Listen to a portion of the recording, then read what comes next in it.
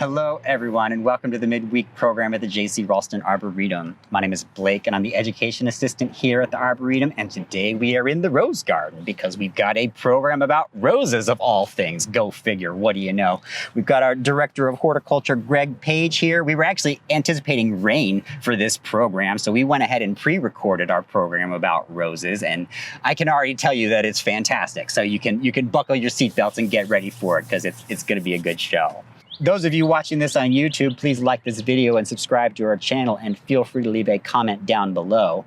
I have no idea if that will make it into the final edit. I have no idea what the final edit of this will look like. You have the power for that. We have the power. The long and short of it is we've got a pre-recorded segment for you, and I am queuing that up here and now, and we will get that rolling momentarily. Good morning and greetings from the J.C. Raulston Arboretum Rose Garden. We are doing a little preemptive strike this morning. As you would have it in gardening, you never know what's going to happen with weather, with the plants, with the people that do the gardening. Stuff happens in the gardening world, and we are expecting some rain. And we'll never disparage rain in the garden. It's always good to have it. But we wanted to do this outside in the rose garden because it's about roses, so that kind of makes sense. And we didn't want to take a chance to be in a dark room with lots of props. We wanted to give you the real thing. So Blake and I decided to do a preemptive filming. We'll have time for questions at the end, which is the most important part. But as many of you know, roses are near and dear to my heart. I've spent a lot of my career working with roses, both at the Biltmore Estate and at the Scott Arboretum at Swarthmore College. They've always kind of been in my background. It's always been something I've been very interested in. There is no plant that elicits more emotion, passion, disgruntlement, frustration, all the feels with roses. You get all the feels with roses. And that's not a bad thing. That's a good thing in life, I think, especially something outside, something plant-centric. It's nice to have all those things whipped into your life all at the same time. The joy, the pain, the struggle, all that stuff. And roses are the poster child for that, for struggle in gardening. And what we've tried to do here at the J.C. Raulston is probably the best way to grow roses. And I'll talk about that a little bit, then I'll jump into some history.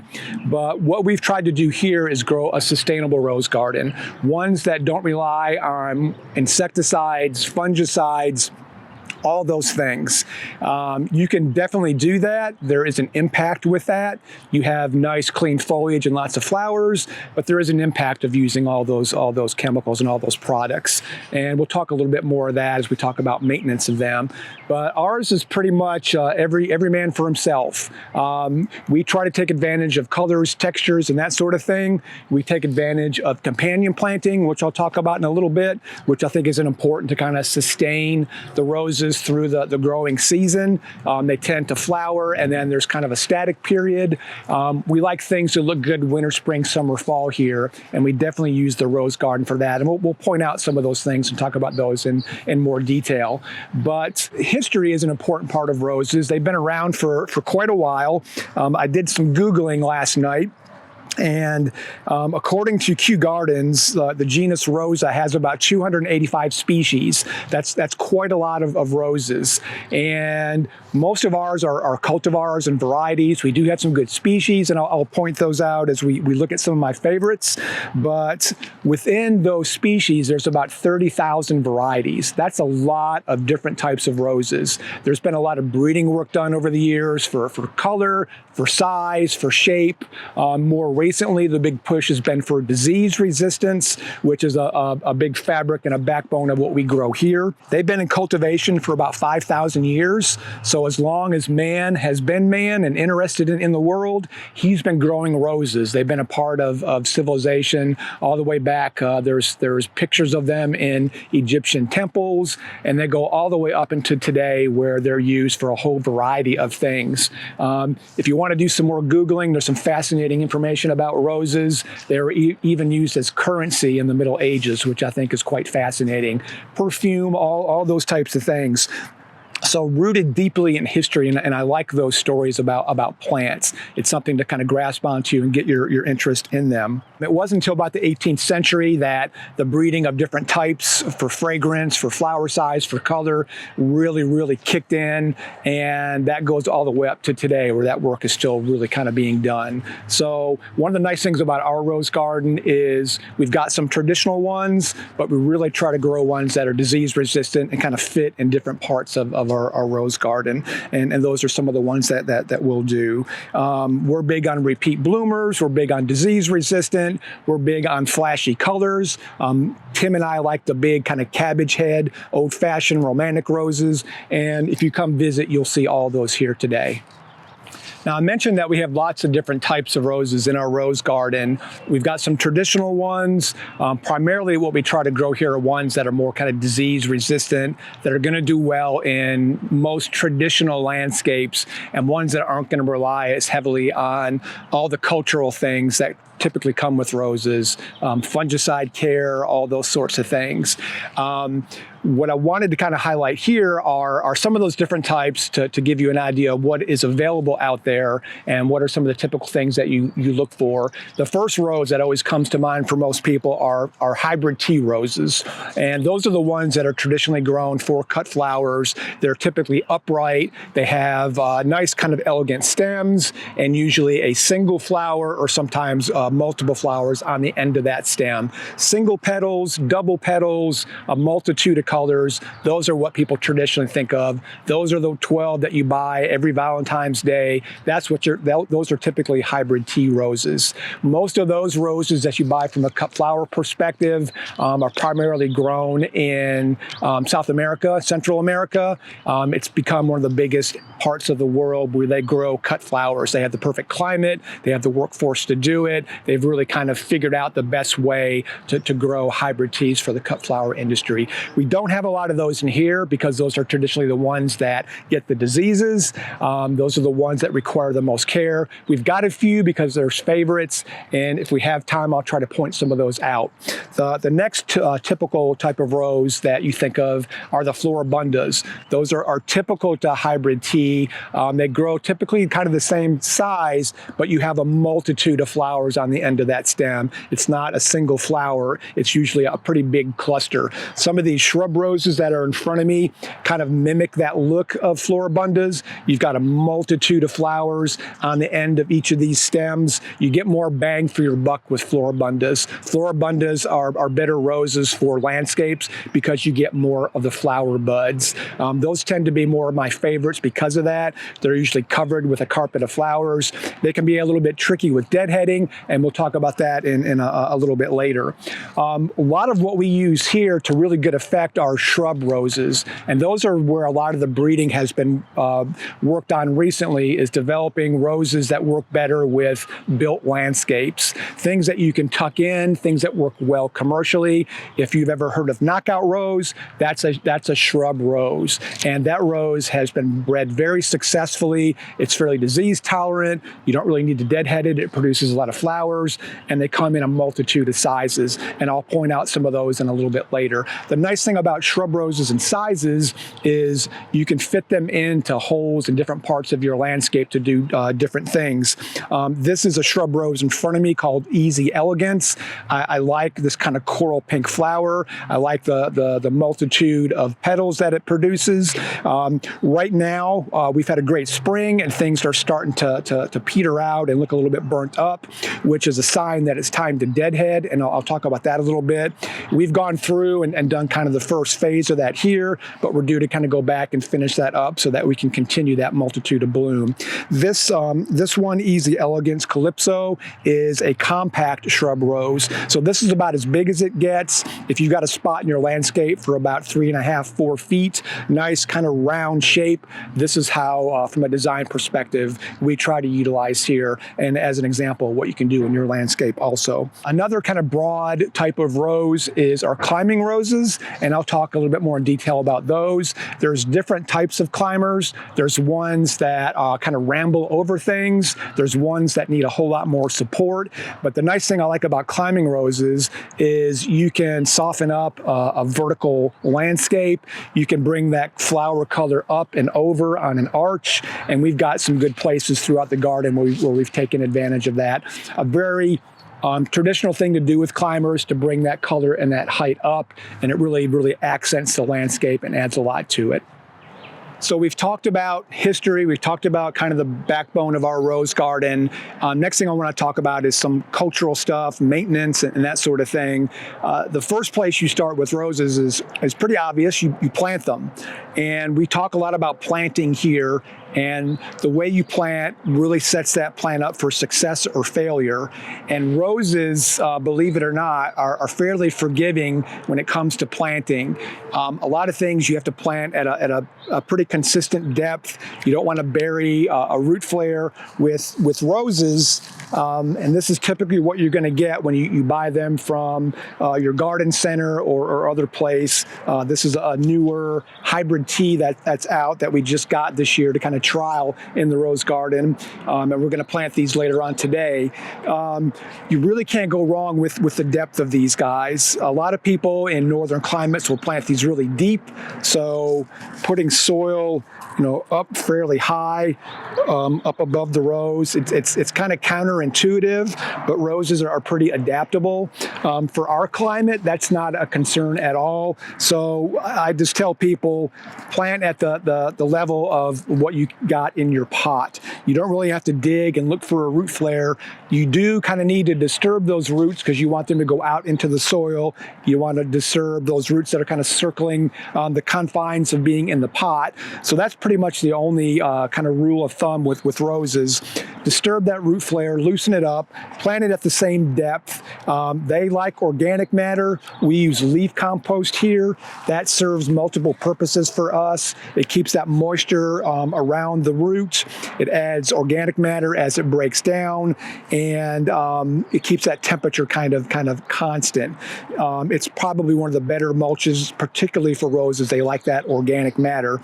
So plant it at the depth of the pot, loosen the roots up, give it some good organic matter, water it right after you plant it so those roots are nice and wet and can adapt to their new environment relatively quickly. Pretty easy. Time frame for that is kind of when you have time. Again, roses are a little bit forgiving as long as you're keeping up with them and keeping an eye on them so they don't dry out completely. Early spring is good, and I think roses benefit from springtime. Also for us, we get these things traditionally in the spring, and for us, that's when we're going to plant them. We're also looking at the rose garden to fill in any spots for ones that maybe we removed, or if we've got gaps in the garden. Right now, we've got some gaps, and what we're going to try to do is this hybrid tea can get fairly big, over 6 feet. So we've got some holes kind of in the back of the border that we want to fill in, and these are going to be perfect for that kind of situation. So whenever you're planting and thinking about planting, the type is important, the ultimate height and size. I mentioned a low-growing shrub rose earlier. Think about those things when you're filling in holes in your garden, and for us, that's what we're kind of looking at. So any time of the year, in the middle of a drought, probably not, but as long as you can keep up with the watering, it's got good mulch, and you're keeping an eye on it, roses are fairly resilient, more so than trees and shrubs. So planting is where you start. Once they've been in the ground, they put out that first flush, with ours have done. We've slowly been working through the beds and doing deadheading, and I want to talk about that a little bit. I will never miss an opportunity to talk about tools. So a good pair of hand pruners is essential. I'm left-handed, so I've got these Felco number 9s. These are my go-to. If you have a rose garden where there's lots of roses and you're deadheading lots of plants, I've talked about these in my tool class and other classes. These have kind of that fatter handle on them, and that handle rolls when you prune. So takes some of that pressure off your wrist. And if you've ever pruned a lot, you can get carpal tunnel and kind of other issues, tendinitis. Horticulture is very dangerous, people, and you want to take care of your body as long as you can. And having something like this where you're pruning a lot and it takes some of that pressure off, these are good to have also. Also, keep in mind the type of pruners. These are bypass, and these are the old-fashioned fulcrum kind. Use these. Don't use these. These tend to tear the plants, and these have a scissor effect, and they do a nice clean cut. And keeping things clean in the rose garden as best you can is important. When you prune, when you deadhead, use good quality sharp pruners. So a little bit of a before and after here. I'll talk about pruning a little bit. We do pruning in the wintertime to bring roses kind of down, and you want to do that when they're dormant so they don't push new growth. And if you really want to go in depth with that, you need to come to my winter rose pruning workshop. That's the best time. But I mentioned before and after the 2 shrub roses we have. This one was about this tall yesterday, and by the end of the day we brought it way down just so that we can get more flower buds. We can kind of keep this particular one in scope with this part of the garden, and you can definitely do that this time of the year, but winter is the best time to really do your hard in-depth rose pruning. This nice shrub rose behind me, well, we didn't prune it this year. I'm going to say we did that on purpose to have it as an example. And you can see how big it is, but you can bring that down, almost to my hip height. You don't have to necessarily. If you want it to be big and continue to flower, you can do that. And you can see from the spent blooms on this thing, we had a ton of flowers on it this year. But what I want to talk about first is doing deadheading. And when you deadhead, what you're doing is you're cutting off these rose hips and you're wanting that rose to produce more flowers. And by taking that off, it's going to push up another flower bud. The most important thing is to look for the right place to cut. And I'm going to take this off for example so you can kind of see it a little bit closer. So you've got that growing on the plant. Here's the spent flower. You want to look for a cluster of leaves that has 5 leaflets on it. So I've got one here, I've got one here, and I've got some smaller ones down here. So what you want to do when you deadhead that is take an opportunity and cut that so it grows away from the plant. You don't want the growth to grow inwards, you want it to grow outwards. That's going to keep air circulation good, which will help it from a disease perspective, and it's going to keep those flowers kind of radiating out from it. So this is a strong, healthy one. I'm going to cut down to that bud right there. And what that's going to do is going to stimulate this plant to produce a flower bud, and it'll put out flower buds again in a couple weeks. So you just simply cut it down here. And what I've done is I've cut it up just a little bit above that bud. If you cut too close, it could make that bud dry out and die. If you leave it up too high, you'll have some dead growth, which might be an avenue for insect and disease. So it's like Goldilocks and the 3 bears. This is just right. This is about where you want to cut that bud. Just a little bit of growth, that'll callus over, and this will produce a flower bud and push that out away from the plant. This is something that some people consider tedious. I love doing this because you can start and finish and you've got kind of a completed thing. It's also good work to stay in your head and think about all your transgressions and other things in life. I really like deadheading. It kind of settles me and centers me, and there's lots of that opportunity in the rose garden. So once you've done this, this is kind of the look that you're going for. And if you want to zoom in, you can see here where the cuts were made, and they're all kind of where we're going to have growth out that way. Here's a nice cut right here. There's another one right here. And all those spent flower buds have been pruned off, except for this one. And that's going to allow this plant in a couple weeks to push new growth out and extend that season of bloom. Shrub roses are really easy. They produce a lot of flowers. Hybrid teas, if you have them, they respond well to this. There are some species of roses that are one-shot bloomers. Deadheading is just to kind of clean them up. But most of our roses in the rose garden are repeat bloomers because we want that extended season of bloom. So I want to talk a little bit about some cultural care of roses. And I mentioned earlier that we are kind of a non-traditional, or what I like to think of as the direction that roses should go into, where we don't do a lot of preventative spraying, insecticides, fungicides. We really don't do that in this garden. Kind of the way that we achieve that is kind of multifaceted, and I've talked about some of those things earlier, and we'll continue throughout the program. But we try to choose roses that are more disease resistant so that we don't have some of those old standbys that we know are going to eventually succumb to lots of the diseases that the family Rosaceae is fraught with. We also try to pick ones that aren't as delectable to insects. There's always going to be that problem. The most important thing is your threshold of tolerance. What can you accept in your garden in general? Can you accept a little bit of disease? Can you accept some insect problems? And the answer to that for us is absolutely. We really try to err on the side of not relying on those chemical controls to kind of limp things along to get through a variety of the garden season that I mentioned earlier. That could be hot, could be cold, could be wet, could be dry. All those things that stress us out, stress the plants out too. So the most easily recognizable offender for rose gardens is black spot. And here's a floribunda, and you can see here the yellowing of these leaves have started, and then those classic black spots will occur.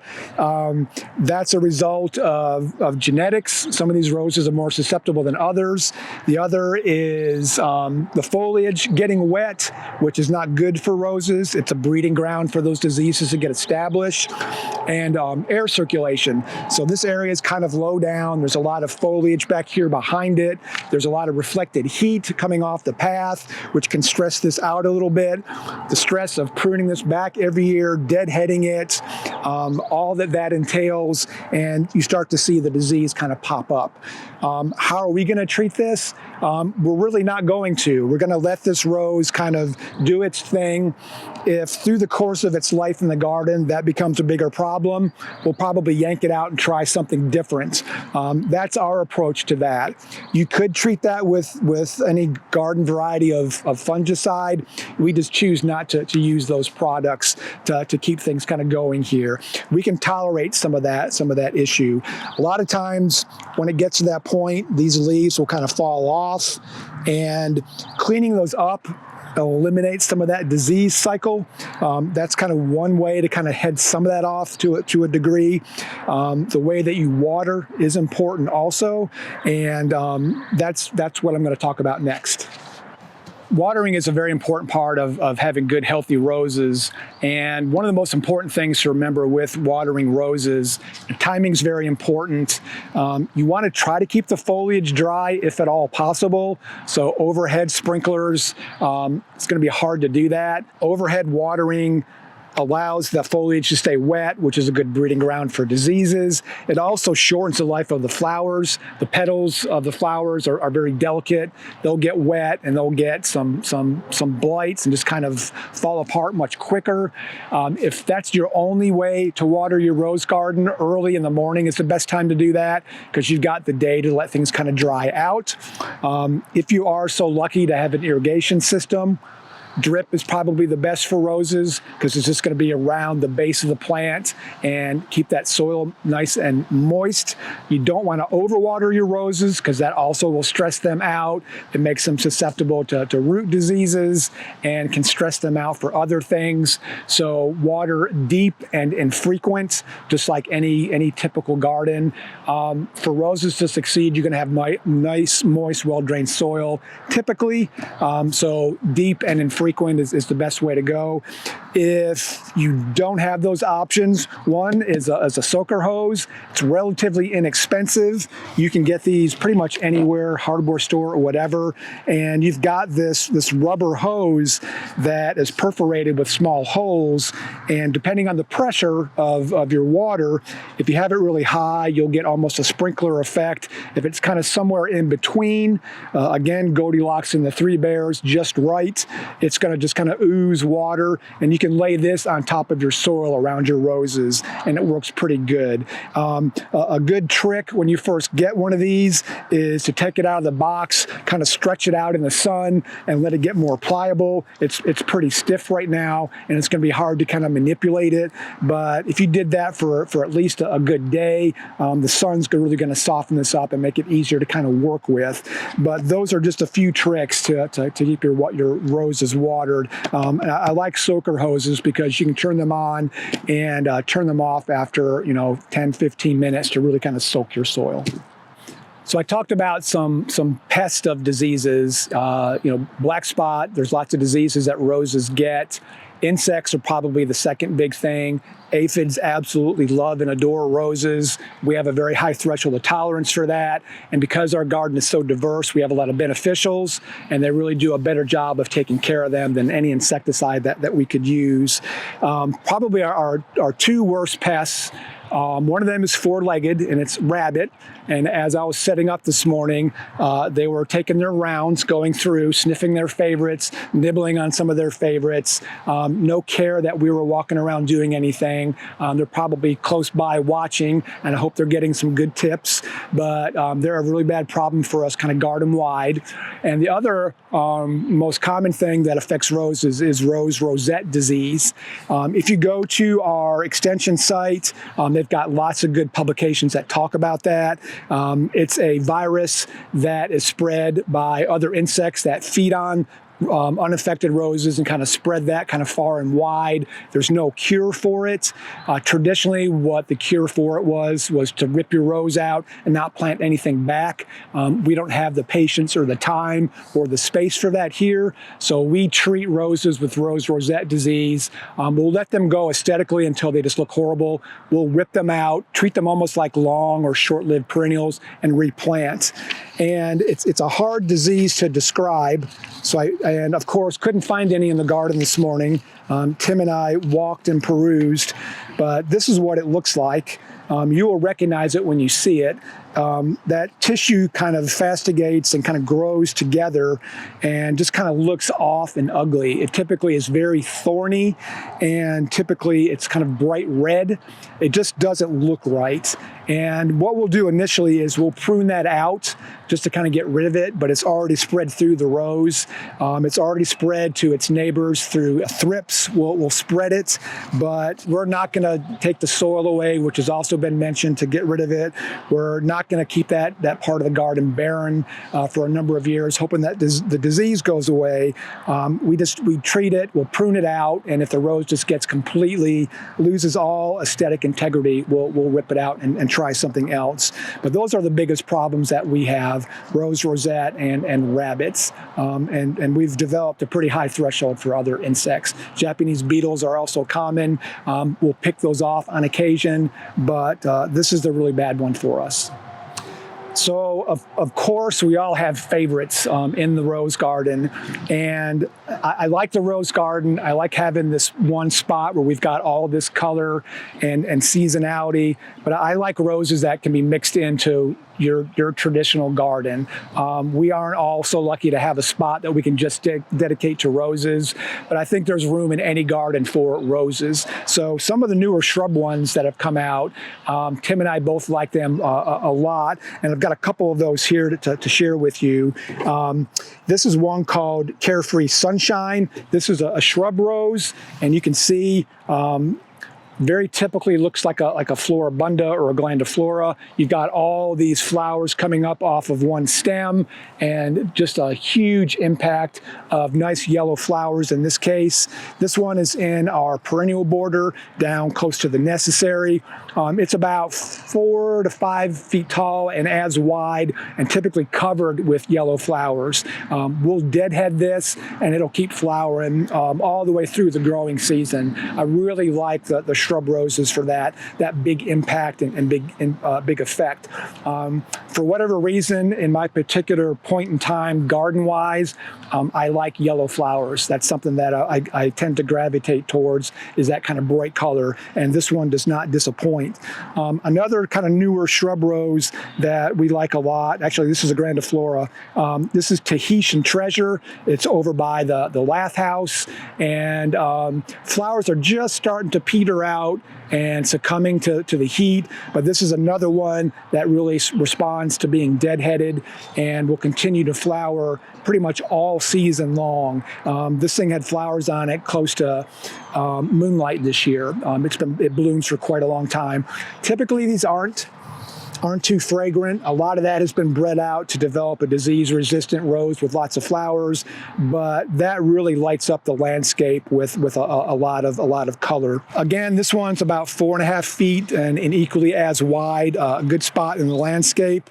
Dipping down to more of a ground cover. This is a drift rose, and I typically don't like them. This is one of the few that I do. This is red drift, and this is a true ground cover rose. 2.5, 3 feet maybe, and just kind of spreads low to the ground. Typically covered with these really pretty red flowers, fairly disease resistant, blooms for a really long time, looks nice in a pot, which is great for the nursery folks. And the drifts come in a lot of different colors. There's peaches, there's whites, there's pinks. I like the red ones because they pop a little bit more. And this is a good one for low spots in the landscape to add a lot of color. I mentioned earlier there's almost 300 different species of roses, and there's a lot of species ones that I like. I really like the rugosa roses. These are ones that you see growing at the beach. They can tolerate salt and sandy soil, and you can see the flowers there.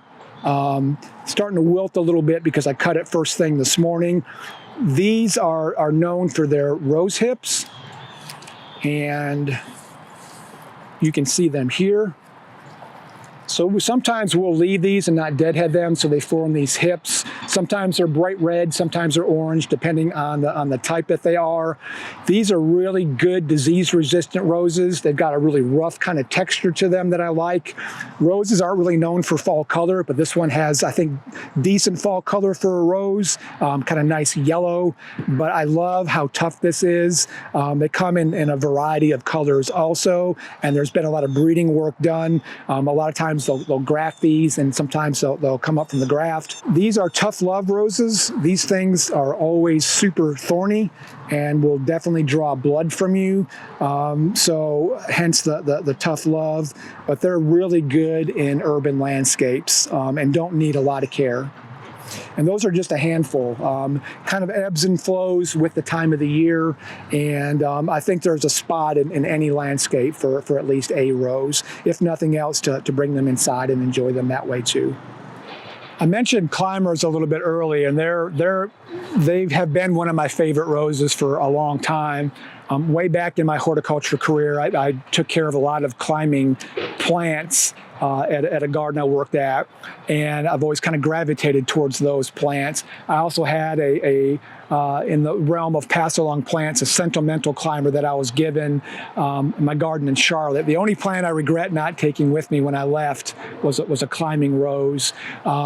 They add so much to the landscape. They bring the color up. They bring your eye up in the garden. They're great on a wall or something vertical, on a fence line, even rambling up other plants. They have, I think, multiple uses and are often forgotten about. We've got a couple of structures in the garden that we have some climbers going on. They make great backdrops for the weddings and things that we have here.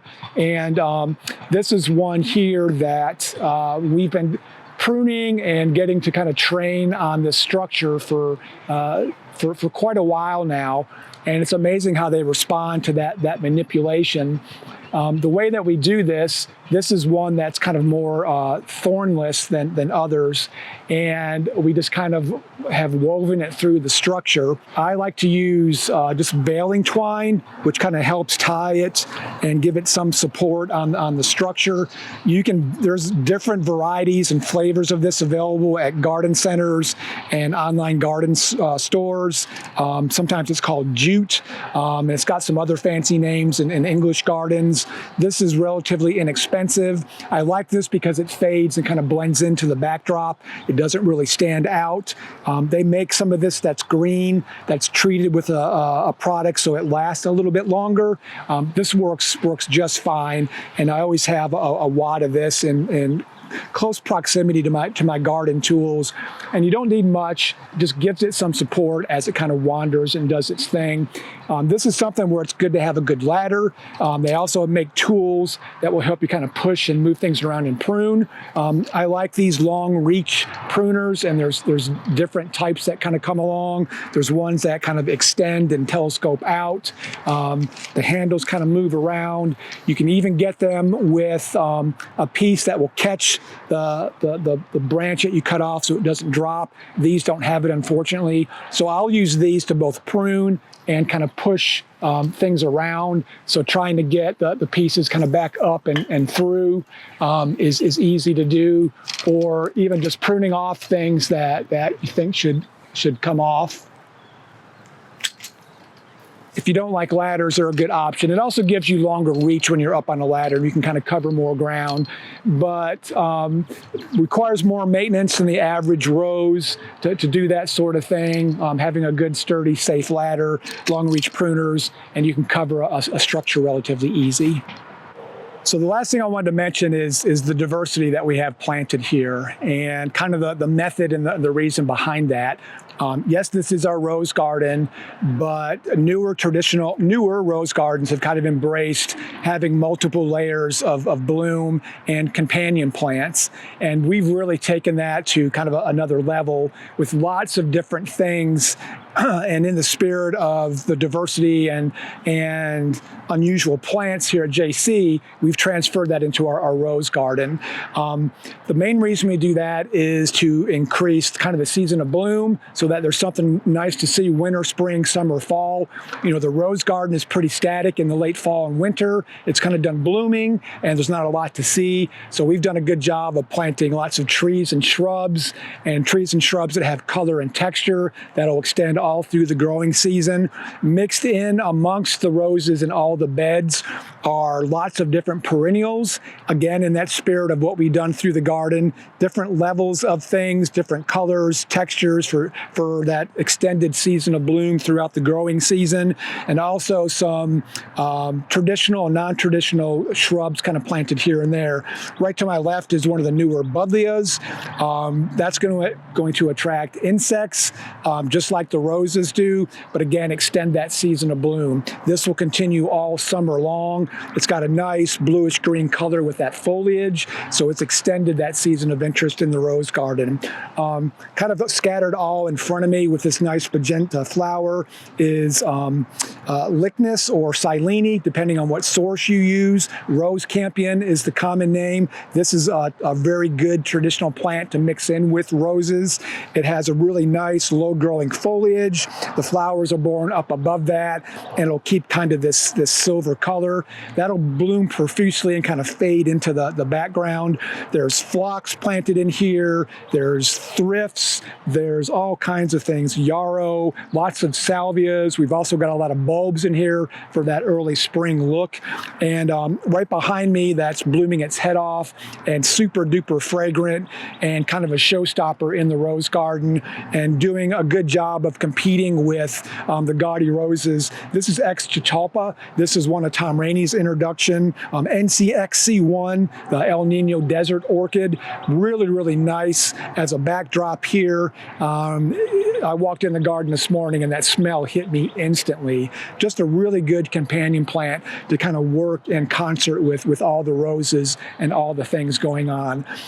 That's a good segue to invite you to come out and see all that diversity, get inspired for things for your garden, and maybe taking care of things in a different way. Since we aren't live and in person, now's the time to hang on and stay tuned for some questions to pick at my brain about some things that you can work with to take care of roses in your garden. Okay. That was a lot of fun. It didn't occur to me until much too late that we should be sitting here with umbrellas talking about how glad we were that we pre-recorded that. Yes, but, yes. Hindsight's 2020. That's how life works. Isn't it, though? But we did have a handful of questions come in during the program, so Excellent. That is all kinds of exciting. First off, Marilyn wanted to know, are there any roses that are native to North Carolina? And if so, are they worth growing in the garden? Well, the first thing I need to say is almost any plant's worth growing in the garden. And there are some decent native ones. Rosa Carolina, sometimes called the swamp rose, I think. It's got some other common names. There's also Rosa virginiana. I don't think it's native to here, but very, very similar. They tend to be small single flowers. The swamp rose is a nice pink. They aren't repeat bloomers, but they have really nice rose hips on them. So you let them flower, kind of do their thing. They're pretty adaptable. They don't have a lot of fragrance. They don't have a lot of flash. That's okay. A lot of people that grow roses grow them for the flash and all the color. Most of the native ones don't need a whole lot of care. They're not immune to rose rosette. There aren't any roses that are. They're not immune to aphids and other things that might eat them. The big message and the big take home I want everyone to have with growing roses is threshold of tolerance. There's lots of directions you can go on both sides of that spectrum. And I've worked on all sides of that spectrum. And the one that we do here is the one that I've kind of settled on at this stage of my horticulture career. And just to be explicit, that is accepting things as they are and not really fighting all of the problems that you're facing. Right. We try to grow the disease-resistant ones. We don't mess around with a lot of the traditional ones, and I've done that. And it's rewarding, but the work is endless, and it's really hard to stay ahead of the insects and diseases. I did something kind of in a happy medium at a garden when I was at Swarthmore College, and this may have changed the way they do this now. We did 0 insecticides, 0 miticides, but we did a fungicide every 10 days, and we would switch back and forth between a couple different ones. That kept a lot of the diseases in check. And the reason for that was our threshold of tolerance. There was a tradition there to when the students graduated, they went through the rose garden and they got pinned a rose garden of rose of their choice. And it was a floribunda or a hybrid tea, usually. And they needed to look nice. So that was our threshold of tolerance. We treated the fungicides. But we dealt with aphids, we dealt with Japanese beetles, we dealt with rose slugs, and all those other things too. It was where we erred. Here, we're not going to spray any fungicides. We do have roses that get black spot, and if they look bad and don't perform well, we are a trial garden. That's what JC kind of started with. That's what Mark has adopted, and that's kind of our vision and mission of things here too. So if we've got roses that are dogs from a disease perspective, we'll take them out and we'll try something else. And going back to the native roses, yes, Rosa Carolina, no worries. I just wanted to say that we were looking at pictures of that while we were playing that. It's a cutie. It's a really cutie. It's understated. Like it's not going to have the flower power that a lot of the hybrids have. And you may just miss it from year to year, but that kind of just makes it a little bit more special, doesn't it? There's room for plants like that in your garden. You can have those show-offs. You can have those gaudy things. You can have those plants that are strong cups of coffee and require a little bit of tolerance. That's very, very southern. But you can have ones that are kind of understated. And to me, those are some of the ones that usually always catch you by surprise. Yeah. So there's room for those as well. And that makes me kind of pause and think we should try that here. Let's try some of those native ones and see how they perform in the garden. Honestly, we're blessed with a lot of good nurseries here in North Carolina. And there's a lot of mail order rose growers also. If you did some Googling, I don't imagine it's hard to find. Sure. Roses aren't terribly hard to propagate. No kidding. Okay, well, we were talking about threshold of tolerance. Yep. Becky had a question about the terrible black spot on her roses. She says, at what point is it unsalvageable? What black spot does is it's a foliage attacker, and it causes the leaves to yellow, and then you get the traditional black spots, and the plant will cut its losses and abscise that leaf, and the leaf will drop. Those leaves are breeding ground for that to spread. Water splashes on them and it gets on other leaves, so it continues that spread of the disease. And eventually it'll drop so many leaves that that rose has to take its resources that it would use for flowers or growing for itself to release more leaves so it can photosynthesize and feed itself. And that's going to stress the plant out. A stressed out plant is more susceptible to disease. It's more susceptible to insects. It's not going to produce a lot of flowers. I.e., it's not going to perform well in a given situation. So, unless you have some kind of a fungicide regime, you're going to have to deal with that. A lot of our climate is kind of hinges on what those diseases are going to do. Right now, it's starting to get sultry. Humidity is a great avenue for disease. The hot temperatures, all those things, and we're getting into that time frame. And we are continually going to have those kinds of summers here. Yeah. So that disease is always going to kind of be a problem. The other side of that is if you have that monoculture of a rose garden where you've got the same species of plant, if you build it, they will come. The insects and diseases that like that are going to come to that. And that's why you have to develop a program to kind of treat those and think about the best way to do that. If you've got a garden with just a few, it's a little bit easier to deal with, and you might not have those problems. So getting back to the question, if it's not terrible, the leaves are falling, kind of clean up the leaves, make sure it's getting all the cultural things that it needs, it's getting enough water, not too much, don't stress it out, and it might kind of self-correct itself. It might flush back out, and the disease cycle kind of goes away. Having good air circulation, I mentioned watering, not getting the leaves wet, all through the evening so that there's that breeding ground for the disease to kind of carry through. If you've got a couple roses, it's easier to deal with that kind of situation. Yeah.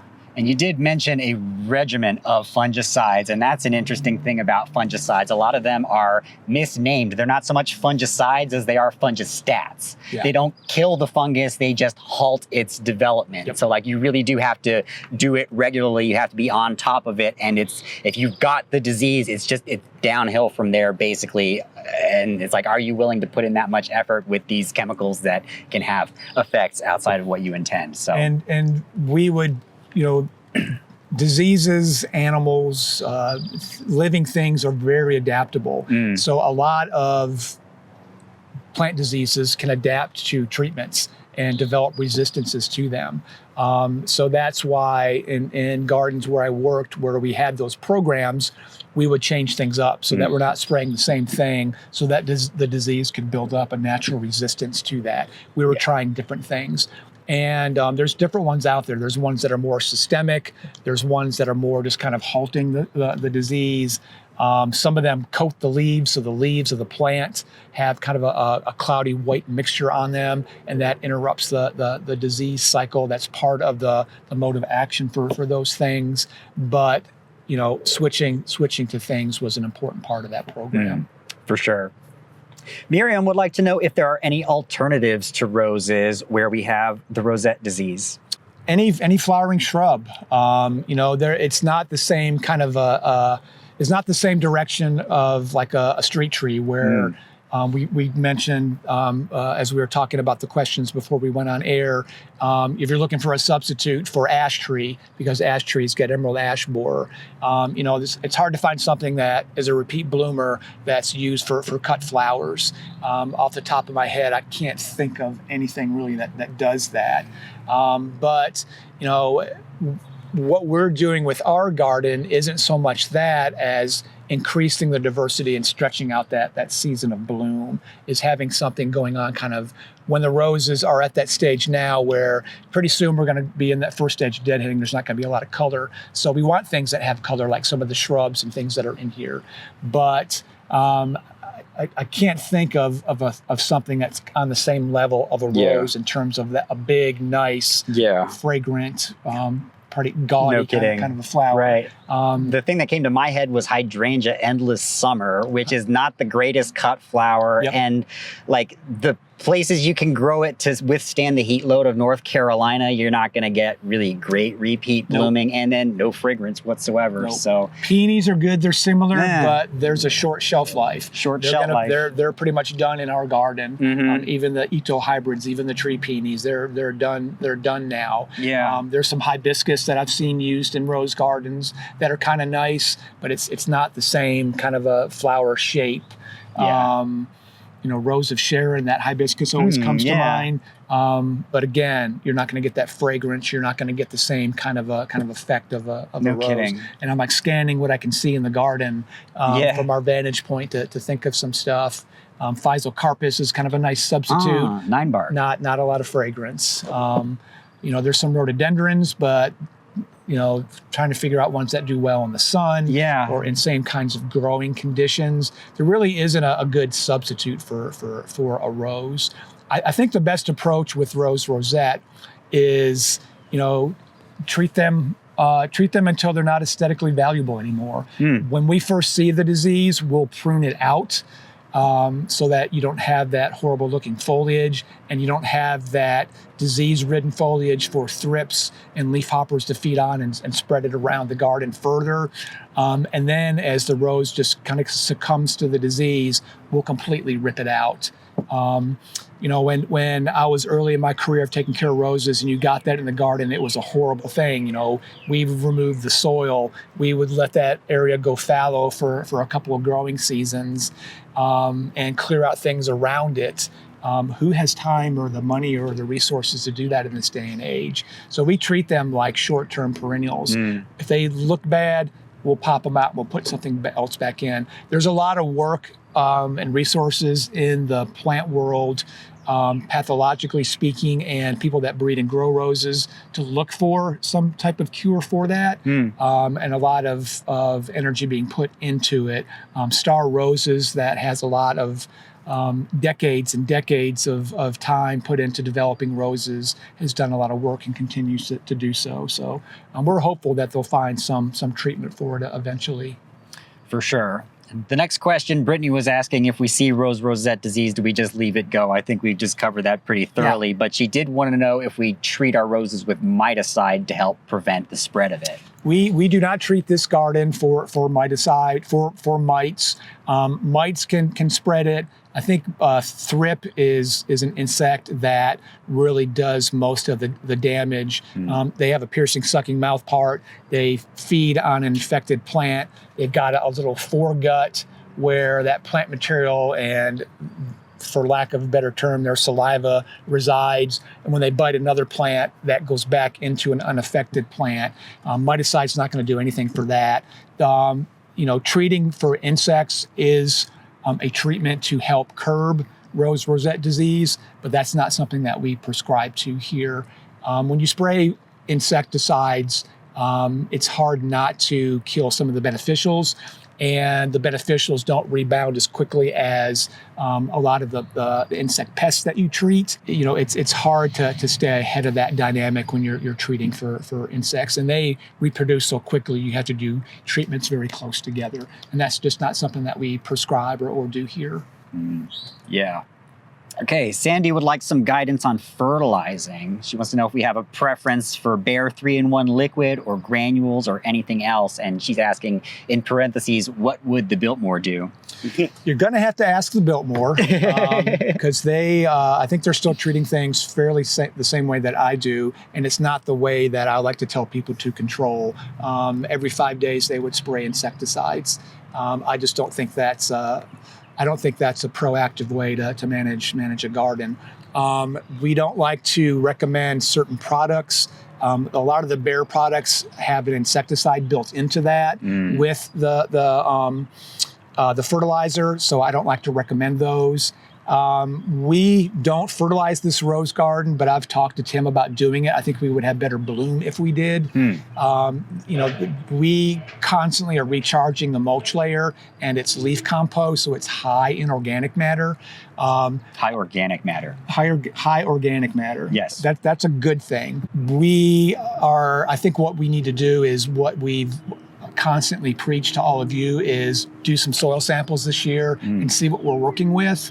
And then we might come in with some granular fertilizers. I used a product at Swarthmore College that was called Sustain. It was made from poultry digest. I'll let your imagination figure out what that is. They also make one that's made from, this particular one was made from turkey. They have ones that are made with chicken manure. Those work really well. They've got a quick release nitrogen, and it's relatively low. And we would just broadcast that into the beds after we would do soil samples to kind of see where we needed to kind of boost the fertility. Yeah. Buyer beware with those. Weeds absolutely love to be fertilized, so expect a jump in that population in your garden once you do that. But I think roses benefit from that because you want to produce flowers. So take a soil sample, see what nutrients you're lacking, and from there you can kind of pick the fertilizer of your choice. But I steer people away from the total liquidation kind of ones that cover all things that have insecticides in it. That can't be good for you when you're broadcasting it out, and it's going to have a toll on the beneficial insect population. And I don't want that for any of our viewers or for us. I think it's an interesting point that you probably could get more blooms with additional fertilizer, but with how much we fertilize here, which is not at all just that layer of leaf mulch constantly, it's sufficient blooms. I mean, you guys saw the roses. Like, there's plenty of blooms in this garden without having to resort to anything more than just leaf mulch. So, and fertilizers are great when they're used properly, and that's the key: is find out what you need, and then if you need to do that, fertilizers are a great way to improve. It's a component to help improve plant health care. We did a ton of research on fertilization when I worked at Bartlett, and there's some good benefits. There's also some bad benefits. It's really easy to over fertilize and to burn things and to add too much, or to add nutrients that you really don't need, and they just they're static, or they wash into groundwater or other areas that you don't want to. And that's the downside of some of the places that you can buy garden supplies. Is you see something on the shelf, it says 3-in-1, it's going to do all these things, and you're going to grab that and go treat your garden and not read the label or read what's in there that might be harmful to you or your neighbors or your pets or to other things. So I steer people away from those things. For sure. Melody would like to know, when you have a new rose plant that is a sucker from another, is it worth growing it as an individual shrub? Sucker from another. That sounds like a really bad insult. Doesn't it, though? That's a fair question. And we talked about this a little bit offline. Roses used to be grafted almost, solely. Most of the roses that you would buy mail order or from other places were grafted. So if you're taking a sucker off of one, it might be that rootstock. And I may be wrong. My rose skills have weathered over the years. Sure. I think there was one called Dr. Huey that had a dark red flower and a yellow center. It wasn't the prettiest thing, but it was vigorous, and that's what a lot of roses were grafted on. And I see those in older neighborhoods, this thing that's growing off of a rose, and you can tell that's the rootstock. Yeah. So I would be careful of that. Roses are super easy to propagate. I mentioned in the pre-recorded that one of my regrets in Charlotte when I moved here, our dear friend Doug Ruin gave me one years ago, and I carried it in a pot for years from house to house. Planted it at my house in Charlotte. It was growing on the fence. It was one called Altissimo. It's a beautiful single red, kind of a repeat bloomer, great climbing rose. I wish I had kept that, but very easy to propagate roses. And I think we're getting into that time frame now when you can do that. But I would be careful of taking the sucker unless you know that it's from that, it's growing on its own roots. That was a long answer to get to that. No worries. A handful of questions. Let's keep it rolling. Yep. Marilyn wants to know, are there any roses that bloom well with less than full sun, perhaps climbers? You're going to get sporadic blooms on climbers that are kind of shaded out, but roses need sun to produce flowers. This is a good example. We've got this tent over us today because it's hot, and we're trying to keep Blake cool, Alexander cool, the camera cool, the computer cool. Roses thrive in this kind of situation. Most flowering plants need that sunshine. Some of the species ones, you might be able to get away with that, but you're not going to have as many flowers if you've got shade. If it's high shade and filtered, and you've got maybe 6 hours or something, I would give it a try. We're going to have to go to her house so I can get a better perspective on what's going on over there. So next time you're here, come talk to us. Yeah, for sure. Hey, that could be our next field trip. We'll just go to Marilyn's house. We'll pet her deer. We'll see the shade. I'm game. Maybe if they see us, we can talk to the deer and tell them, please leave her plants alone. Honestly. Please. Okay, Nancy would like to know if you prefer potted roses or bare root for residential homeowners. I mentioned in the pre-record that roses are extremely resilient, and bare root is pretty easy. You can plant those straight into your garden. You can put those in pots and kind of get them established to kind of flush out if you want to. It's 6 1/2 dozen the other. It's whatever you prefer. And if there's certain ones you're looking for, it really doesn't matter. There's a lot of roses that are grown in Texas, and a lot of those are shipped far and wide bare root, and they do perfectly fine. They have it down to a science how they dig those and harvest those every year. They're very tough. I mentioned planting depth. You can get away with planting a little bit too deep, and if it's bare root, you don't have to worry about that as much. One of the things I failed to mention about that aspect, in colder climates, part of that planting them deeper was to protect graft unions, so that if they were planted in the soil or we used to cut our hybrid trees back at Swarthmore, and then we would mound them with compost through the winter to protect the roses. We got a little bit colder there than here, and then when it was time to mulch them, it's already done. We just spread the mulch out. Okay. So with bare root, you can get away with that a little bit easy. It's whatever you can get. A lot of the new shrub roses that are coming out that are good disease-resistant ones, that are colorful, good performers, they're going to be in pots. And you can find those at most of your garden centers. Yeah.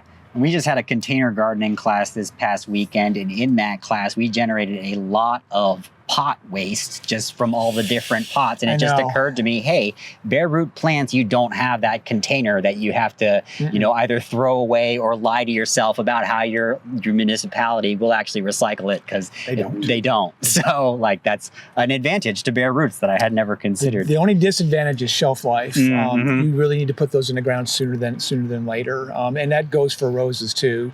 They sometimes pack them in paper or wood chips or sawdust sometimes, but those roots need to be in contact with soil and moisture relatively quickly. Foliage. For sure. All right. We are very much over time, but we'll do one more question. Okay. Sandy wants to know just about the use of thornless roses. What about them, Sandy?